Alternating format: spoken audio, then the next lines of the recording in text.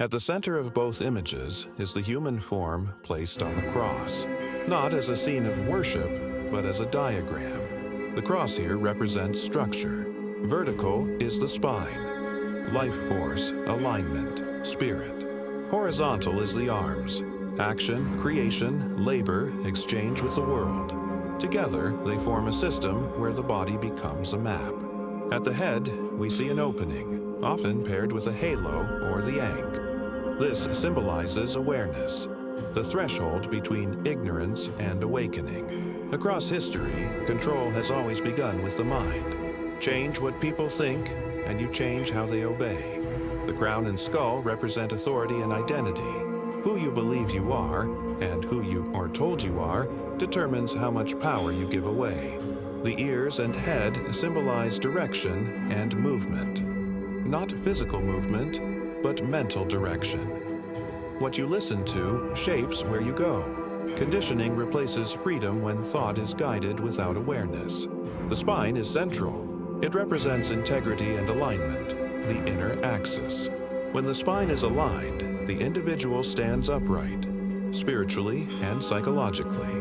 When it's broken, bent, or ignored, alignment is lost. The arms and hands represent creation, labor, and reciprocity. What you build, what you give, what you exchange. When bound or nailed, creation becomes exploitation, labor without freedom. Action without autonomy. Historically, this wasn't random. It was systematic. The legs and feet represent movement and direction, where you're allowed to go, how far you're allowed to walk. When movement is restricted, submission replaces choice. Now, the shadow. In both images, the shadow represents what is labeled evil, dark, or forbidden. But, symbolically, the shadow is simply the unintegrated self. Fear, instinct, suppressed truth. Fear thrives where clarity is absent.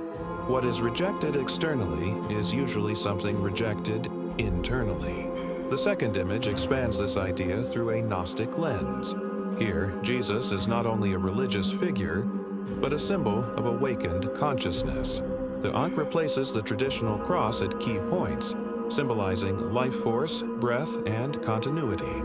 Ideas far older than Christianity itself. The message isn't worship, it's remembrance. At the base and the top is the nameless one, the source. Not a deity with a name, but unity itself. Awareness is not found outside the body, it awakens within it. Closing line for impact, these images are not anatomy, they are not medical claims.